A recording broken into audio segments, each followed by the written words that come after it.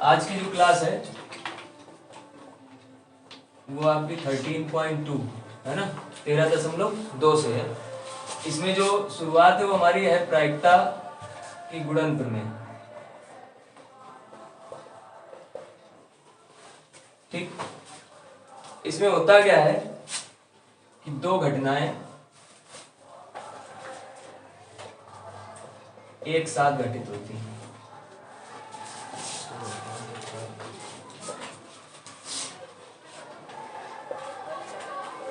ठीक है ना, दो घटनाएं एक साथ अगर घटित हो तो वो जो होती है वो हमारी गुणन प्रमेय कहलाती है। और एक साथ घटित होने का ये मतलब होता है कि इसमें जो प्रोबेबिलिटी होती है वो probability of A intersection B is equal to P A. ठीक है ना, मतलब इसमें क्या होता है कि एक अब घटित हो चुकी है, दूसरी फिर घटित हो रही है। तो जो गुणन प्रक्रिया होती है, गुणन प्रक्रिया बोलते हैं इसको या प्रमेय भी कह सकते हैं, कोई दिक्कत वाली बात नहीं है। ठीक है, गुणन प्रक्रिया, इसमें होता क्या है कि एक घटना घटित हो चुकी होती है और दूसरी अगर जब घटेगी तो पहली प्रभाव डालती है उस पर। ठीक, मतलब ये कि जैसे ए अगर घटित हो गई, दूसरी घटित होनी है, तो उसके लिए बनेगा हमारा प्रोबेबिलिटी ऑफ बी अपॉन ए। ठीक, अभी यहाँ क्या हुआ कि जो b अपॉन ए है, मतलब a के घटने से इस पे प्रभाव पड़ा है, इसलिए इसको ये बताया जाएगा। ठीक, जैसे मान लेते हैं कि हमने कहा आपसे कि एक 52 पत्तों की ताश की गड्डी है। ठीक है ना, और 52 पत्तों की ताश की गड्डी में से हमने कहा कि एक काला पत्ता निकालना है। ठीक है ना, या बादशाह ले लेते हैं, बादशाह। ठीक है ना, एक बादशाह और एक ताश की गड्डी में से हमने कहा एक बादशाह आपको निकालना है। और बादशाह निकालने का मतलब होता है कि अब हमने क्या किया, 52 पत्तों में से एक बादशाह निकाला है, तो कैसे निकालेंगे, 4 होते हैं बादशाह। ठीक, एक चिड़ी का, एक पान का, एक हुकुम का और एक ईंट का। 4 पत्ते होते हैं टोटल, मतलब 4 कलर होते हैं, 2 लाल और 2 काले होते हैं, एक ईंट, चिड़ी और हुकुम और पान, सब में 13-13 पत्ते होते हैं। ये हम सब चीजें बता चुके हैं। कुल मिलाकर 52 पत्ते होते हैं ताश की एक गड्डी में। ठीक है, 52 पत्तों में से एक बादशाह निकालना है, जिसमें से बादशाह होते हैं 4। तो हमारा जो प्रोबेबिलिटी बनेगी, या इसको ई मान लेते हैं, तो प्रोबेबिलिटी ऑफ जो ई बनेगी वो बनेगी 4/52। अब इसमें क्या हुआ कि एक पत्ता एक बादशाह निकाल लिया गया है। ठीक, तो ये बन गया 1/13 बन गया ना। इसके बाद हमने क्या कहा कि अब आपको इसमें से एक इक्का निकालना है। ठीक है ना, और जब एक इक्का निकाल, क्यों हंस रहे हो, सीधे बैठो। एक अगर इक्का निकालना है तो इक्का भी हमें पता है कितने होते हैं, 4। लेकिन अब ध्यान ये देना है कि एक बादशाह पहले से निकल चुका है, तो अब कुल पत्ते बचे कितने, अब 52 नहीं है कि 52 में से हम निकाल लें। और जब एक पत्ता निकल चुका है तो बचे 51, और 51 में से 4 निकालने के में से कोई भी, तो 4/51। तो देखो क्या हुआ, ये जो थी ये, ठीक है ना, ये हमारी कहलाती है कौन सी, गुणन प्रक्रिया कहलाती है। इसमें क्या हुआ कि ये जो घटना है ये इस पे क्या कर रही है, प्रभाव डाल रही है, एक दूसरे पे के ऊपर डिपेंडेंट है। ठीक, और एक होती है स्वतंत्र घटना जो डिपेंडेंट नहीं होती है। मतलब क्या होता है, जैसे मान लेते हैं आपकी क्लास में कोई 2 मित्र हैं, ठीक है ना, तो क्या हुआ कि अगर एक दिन नहीं आता है, या मान लो किसी के आने से किसी को अच्छा नहीं लगता है, ठीक है ना, या किसी के ना आने से किसी को कष्ट पहुंचता है, लगता है कि नहीं आज वो आया नहीं तो हमें अच्छा नहीं लग रहा है, तो वो उस पर स्वतंत्र होता है, मतलब सॉरी उस पर क्या होता है, इंडिपेंडेंट होता है, नहीं होता है, कहीं हाँ होता है। स्वतंत्र का मतलब होता है इंडिपेंडेंट। स्वतंत्र कैसे हुआ, नालायक कहीं के, वो डिपेंडेंट होता है, मतलब उस पर आश्रित होता है। और जब कोई व्यक्ति किसी पर आश्रित होता है तो उसके जाने से उसको कष्ट होता है। ठीक, हाँ गम होगा, नालायक कहीं गम। तो कुल मिला के अगर कोई घटना एक पहले घट रही है और उसके घटने से प्रभाव पड़ रहा है तो वो गुणन प्रक्रिया के में आएगी, और वो पी ए मतलब probability of A intersection B is equal to probability of A और probability of B upon A. ये आपका फार्मूला इस पे बनेगा। समझ में आया कि नहीं आया, ये थी आपकी गुणन प्रक्रिया। अब इसी में बात आती है, अगर आपसे कह दे पी बी इंटरसेक्शन है, सॉरी ए इंटरसेक्शन की बात एक ही, चाहे बी इंटरसेक्शन ए करो वो एक ही बात होती है। अब मान लेते हैं कि अभी तक क्या हुआ था, पहली घटना एक पहले घटी थी, ए घट चुकी थी। अब मानते हैं कि बी घटी है पहले, दूसरी वाली घटना घट रही है, और जब वो घटेगी तो वो पहली वाली पे प्रभाव डालेगी, यानी हमारा पार्ट बन जाएगा probability of A by B. ये चीज उल्टा हो जाएगा, जस्ट अपोजिट। ठीक, अब स्वतंत्र घटनाएं क्या होती हैं?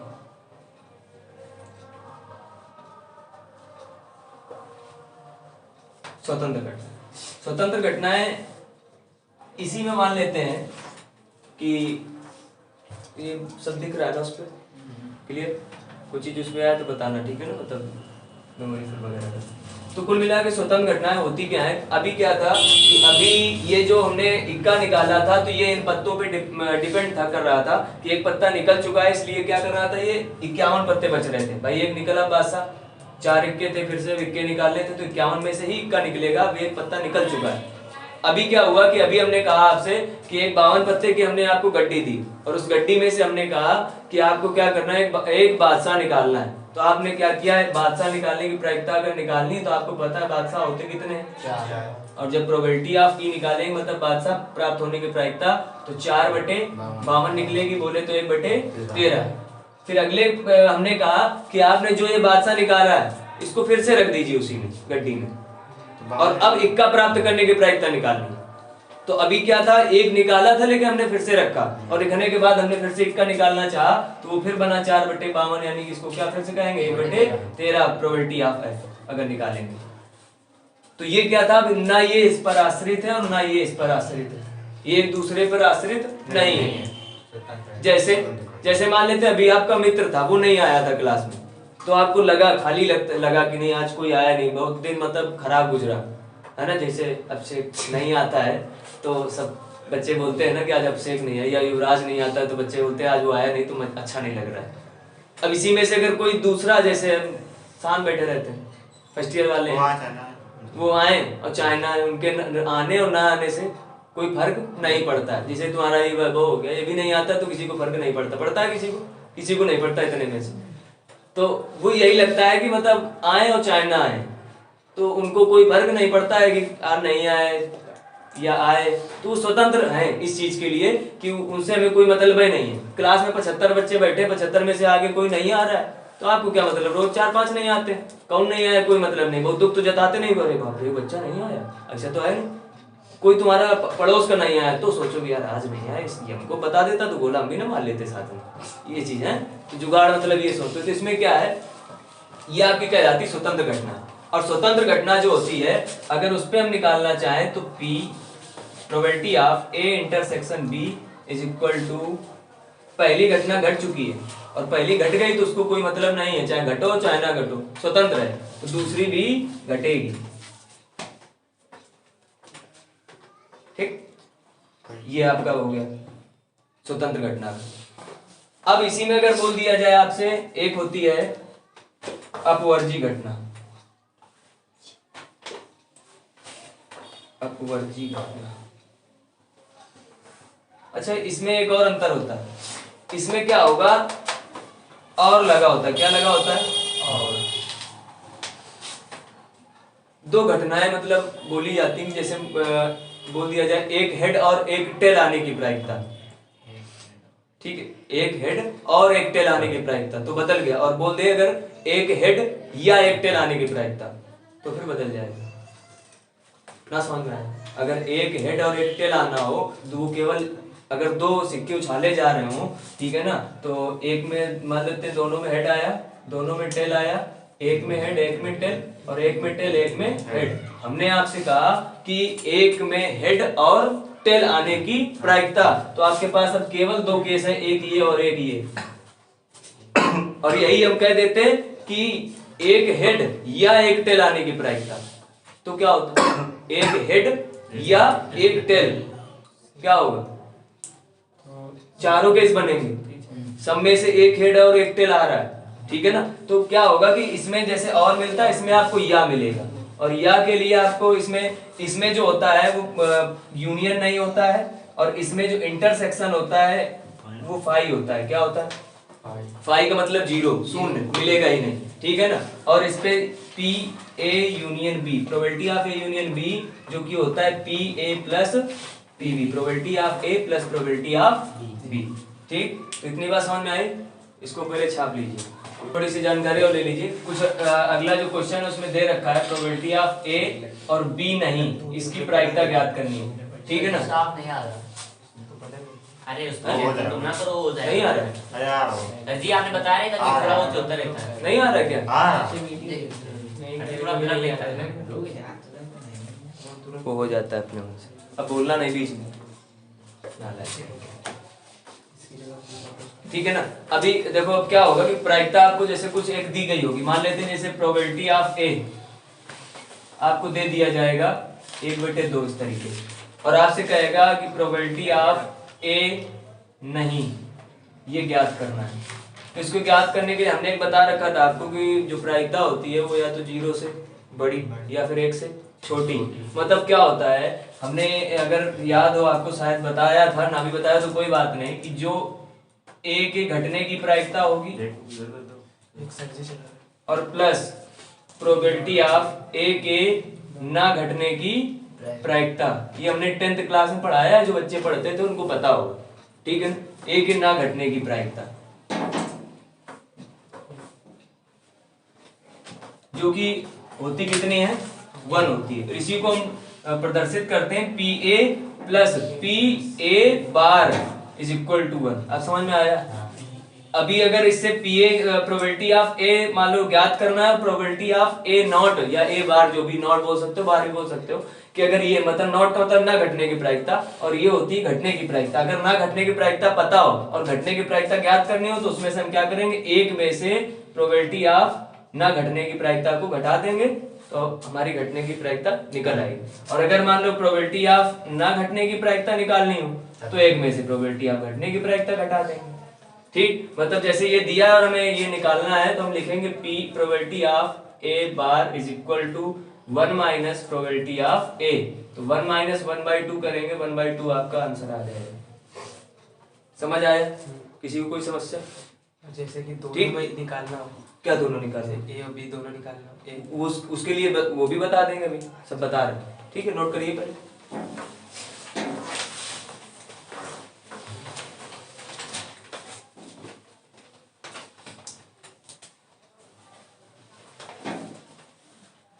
अब देखो इसमें क्या है कि इसमें कुछ भी पूछा जा सकता है। जैसे इसने बोला कि दोनों पूछ लिया जाए, सभी बात वही है, बात उसमें कोई नहीं, मतलब पूछेगा ए नहीं बी नहीं, इस तरीके से, ठीक है ना। और ए और बी नहीं तो मतलब ए और बी के घटने की प्रायिकता बराबर, सॉरी ए ना घटने की बी ना घटने की बराबर 1 माइनस प्रोबेबिलिटी ऑफ ए के घटने की और बी के घटने की प्रायिकता।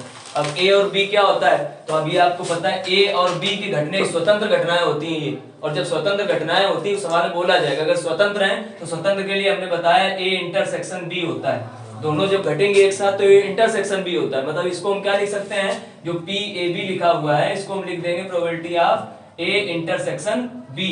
और आपको पता है कि अगर ये स्वतंत्र घटनाएं हैं तो ये हमारी कहलाएंगी पी इंटरसेक्शन ए, मतलब सॉरी प्रोबेबिलिटी ऑफ ए और प्रोबेबिलिटी ऑफ बी।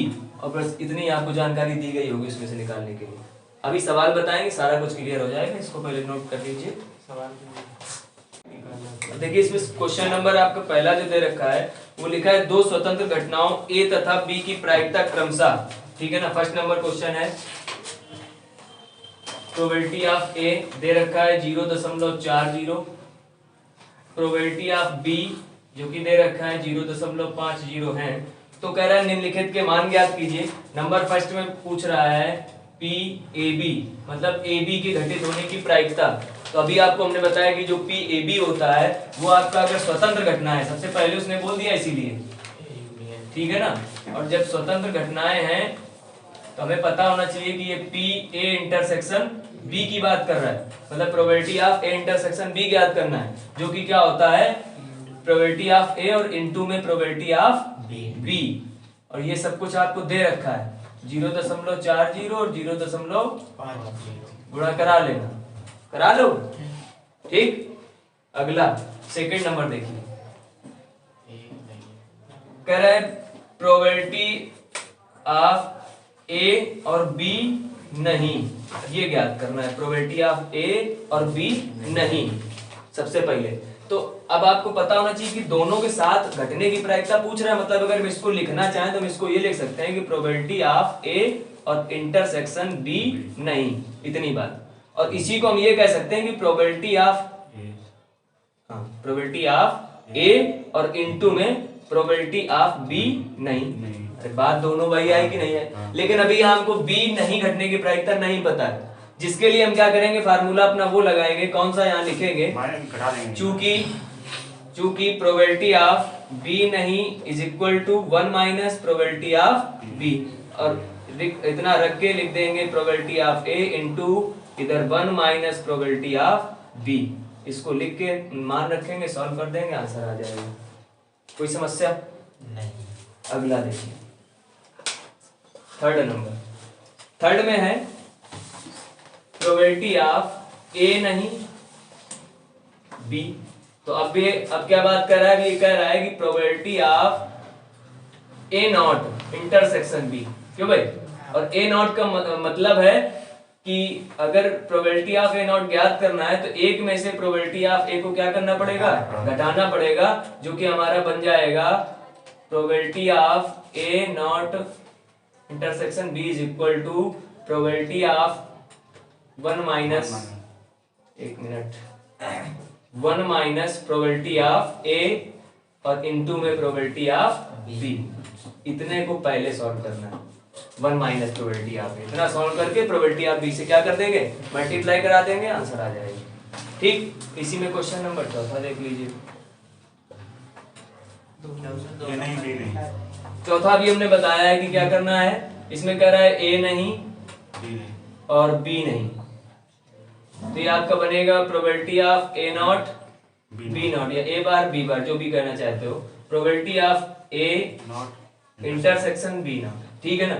अब अगर इसको हम फिर से लिखना चाहें तो इसको लिख सकते हैं प्रोबेबिलिटी ऑफ ए नॉट और इनटू में प्रोबेबिलिटी ऑफ बी नॉट। बात वही सब चल रही है अभी तक।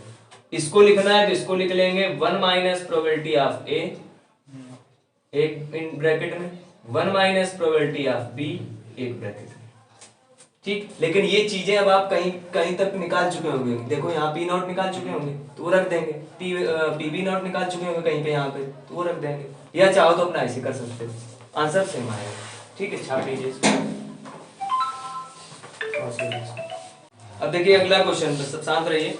अगला क्वेश्चन सेकंड नंबर है, मान लें ए तथा बी स्वतंत्र घटना। सबसे पहले हमें ये समझना है कि घटनाएं हैं कैसी, क्योंकि स्वतंत्र और अपवर्जी दो ऐसी घटनाएं, दोनों में से निकालना होता है। तो अपवर्जी में क्या होता है कि अगर इंटरसेक्शन निकालते हैं तो फाई रहता है, यानी शून्य, उसमें निकलेगा नहीं, ठीक है ना, और उसमें केवल यूनियन होता है हमारे पास। ठीक, अब कह रहा है कि ए तथा बी स्वतंत्र घटनाएं हैं जहां प्रोबेबिलिटी ऑफ ए दे रखा है, दूसरे का फर्स्ट नंबर है, probability of A is equal to दे रखा है 1/2 और प्रोबेबिलिटी ऑफ बी दे रखा है 7/12।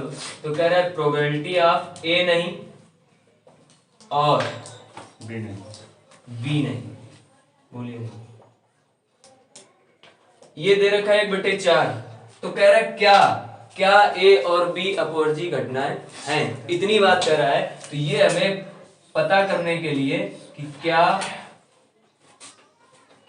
ए और बी अपवर्जी घटनाएं, स्वतंत्र, सॉरी हाँ यार क्या पढ़ रहे हैं, स्वतंत्र, बस स्वतंत्र घटनाएं हैं।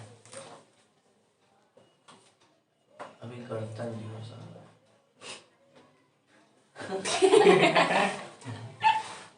रखो ना लायक। स्वतंत्र घटनाएं होने के लिए हमने बताया अभी कि probability of A intersection B, जो कि बराबर होना चाहिए प्रोबेबिलिटी ऑफ ए और इनटू प्रोबेबिलिटी ऑफ बी के। और इतनी बात अगर हम प्रूव करके सिद्ध कर दें तो हमारा ये जो है सेंटेंस जो लिखा है ये हमारा सत्य हो जाएगा, और नहीं प्रूव होगा तो असत्य हो जाएगा। दो में से एक बात है या नहीं है, ये चीज बतानी। अगर है तो हाँ है, ठीक है, नहीं है तो फिर नहीं है। अब कैसे, तो ये चीज हमें चाहिए, प्रोबेबिलिटी ऑफ ए और प्रोबेबिलिटी ऑफ बी ये दिया गया है, और इंटरसेक्शन भी निकालना पड़ेगा, क्योंकि इंटरसेक्शन तो मतलब अभी इससे तो इंटरसेक्शन तुम निकाल सकते हो, निकाल लो, लेकिन इंटरसेक्शन इससे निकलेगा, हमें कुल मिला के ये इसकी वैल्यू निकलेगी, हमें LHS और RHS दोनों को प्रूव करना है। समझ में आया? अब यहाँ इस फार्मूले का प्रयोग नहीं करना है, फार्मूले का प्रयोग नहीं करना है, क्योंकि ये चीज सिद्ध करनी है। तो सिद्ध करने मतलब इसको अलग सॉल्व करना है, इसको अलग सॉल्व करना है, ये चीज दोनों को सॉल्व करना पड़ेगा कि इसको अगर सॉल्व करेंगे तो जो आएगा वो इसको सॉल्व करने पे आएगा कि नहीं आएगा, ये चीज। तो ये यहाँ से दे रखा है PA0 B0 is equal to 1/4। अगर हम इसको सॉल्व करना चाहें तो इसको हम लिख सकते हैं PA0 इंटरसेक्शन B0 1/4। ठीक है, मतलब आगे अगर इसको हम सॉल्व करना चाहेंगे तो इसको हम लिख सकते हैं PA यूनियन B। ठीक है, और A यूनियन B का होल डैश इसको बोल सकते हैं, या होल नॉट बोल सकते हैं, इस तरीके से समझ लो। ठीक है ना, डैश में समझ लो पूरे का होल डैश। और जब इसको अगर हम सॉल्व करना चाहें तो या नॉट वाला अगर समझोगे आप, तो नॉट के लिए हमने बताया भी कि 1 - PA यूनियन B, ये आपका एक फार्मूला बताया गया था। ठीक, उस पे करना है इसको। तो अब देखिए इसमें करना क्या है, सॉल्व करना है, हमें निकालना है A इंटरसेक्शन B। तो probability of A intersection B is equal to probability of A plus probability of B minus probability of A union B, जिसके लिए ये तो इसकी वैल्यू दी गई है 1/2 प्लस 7/12 माइनस इसकी जगह पे थोड़ा सा हम चेंजमेंट करेंगे, और चेंजमेंट इसके अनुसार करेंगे कि A यूनियन B हमें निकालना है। तो हम अगर probability of A union B निकालना चाहेंगे तो इसको इधर ले आएंगे, तो ये उधर चला जाएगा, मतलब ये 1 - 1/4 बन जाएगा, जो कि हम अगर सॉल्व करना चाहें तो ये 1 - 1/4 इस तरीके से। इसको सॉल्व करेंगे 1/2 7/12, और इधर ये 1 माइनस का और प्लस में 1/4, इसमें भी 1 मान लीजिए अपॉन में। एलसीएम करिए 12 6, इधर 7, इधर 12, इधर 3, तो 7 6 13, 13 और 3 16, क्यों भाई? और 16 में 12 जाएगा तो 4/12, 4 एकम 4 4 3 12 1/3, एक तो ये आ गया। ये निकला आपका क्या, probability of A intersection B 1/3। दूसरा हमें निकालना है ये, तो प्रोबेबिलिटी ऑफ A और इनटू में प्रोबेबिलिटी ऑफ B निकालेंगे, जो कि हमें A और B की वैल्यू दे रखी है, तो 1/2 और 7/12, जो कि हो जाएगा 7/24। ठीक, ये तो उसने पूछा है क्या स्वतंत्र घटनाएं हैं, तो हमें रख के देखना पड़ेगा कि probability of A intersection B is equal to probability of A into probability of B। तो हमने देखा कि 1/3 है, डज नॉट इक्वल टू 7/24। ठीक है ना, तो स्वतंत्र घटनाएं नहीं, बस इतनी सी बात है। ठीक, क्वेश्चन नंबर फर्स्ट है दूसरे का, नोट कर लीजिए इसको। क्वेश्चन नंबर सेकंड देखिए, इसमें दूसरे का सेकंड नंबर, अभी आज के लिए लास्ट है। ठीक है ना, तो इसमें कह रहा है कि यदि A तथा B दो स्वतंत्र घटनाएं, इसमें बोल दिया उसने स्वतंत्र घटनाएं है, तथा इसमें कह रहा है PA0 जो दे रखा है वो 0.65, साथ बैठिए, ठीक है ना, 0.65 दे रखा है, जहां A घटना का घटित होना बताया गया है, मतलब जो A है वो घटना का घटित होना है, और उसमें P probability of A union B ये दे रखा है 0.65, ये B, क्यों भाई, A यूनियन B। तो इसे पूछ रहा है कि P प्रोबेबिलिटी ऑफ B ज्ञात करनी है, B की घटने की प्रायिकता क्या होगी, ये पूछ रहा है। अब सबसे पहले अगर हम इसको ज्ञात करेंगे, मतलब B को ज्ञात करेंगे, तो हमारे पास एक फार्मूला होता है, वो होता है कि A union B is equal to probability of A plus probability of B minus probability of A intersection B। ठीक है, ये फार्मूला होता है। अब हमको इस पे क्या क्या पता है, यूनियन पता है, प्रोबेबिलिटी ऑफ A मिल जाएगा, B निकालना है, यहां से भी मिल जाएगा। चलिए पहले हम प्रोबेबिलिटी ऑफ A ज्ञात करते हैं। तो प्रोबेबिलिटी ऑफ A0 से अगर A निकालना हो तो A को निकालेंगे तो 1 माइनस प्रोबेबिलिटी ऑफ A0 कर लेंगे, तो 1 माइनस प्रोबेबिलिटी ऑफ A0 जब करेंगे तो 0.65 बचेगा, और इसमें जब घटाएंगे तो कितना आएगा, 0.35, क्यों भाई, और जब ये आ जाएगा तो ये प्रोबेबिलिटी ऑफ A निकला है हमारा। अब ए यूनियन बी दे रखा है, रख लेते हैं। तो 0.65 इज इक्वल टू, इधर प्रोबेबिलिटी ऑफ ए की value 0.35 plus probability of B और माइनस, इसको हम लिख सकते हैं प्रोबेबिलिटी ऑफ ए और इनटू में प्रोबेबिलिटी ऑफ बी लिख सकते हैं ना। और जब ये लिख सकते हैं तो ये बचा 0.65 इज इक्वल टू 0.35। यहाँ से हमने प्रोबेबिलिटी ऑफ बी को कर लिया कॉमन, तो अंदर बचा 1 माइनस प्रोबेबिलिटी ऑफ ए। इसको इधर उठा लाओ तो ये बना 0.65 माइनस का 0.35 is equal to probability of B और 1 माइनस प्रोबेबिलिटी ऑफ ए की वैल्यू 0.35। इधर जब इसको सॉल्व करेंगे तो 0 हो गया, ये आएगा, नहीं 0, हाँ ठीक तो है, 0.30 और इधर आ जाएगा प्रोबेबिलिटी ऑफ बी, इधर इसको घटाएंगे तो आएगा 0.65 इस तरीके से। तो probability of B is equal to बन जाएगा 0.30, ये इधर से इधर भाग में आ जाएगा 6, 5 काट देंगे तो ये बनेगा 5 से डिवाइड कर देंगे, 5 का 30, 5 1 कम 5, 5 नहीं 15, 6/13। ये आपकी प्रोबेबिलिटी ऑफ बी निकल आएगी। ठीक, तो आज की क्लास यहीं पर समाप्त करते हैं और मिलते हैं अगली क्लास में। तब तक के लिए जय हिंद, जय भारत।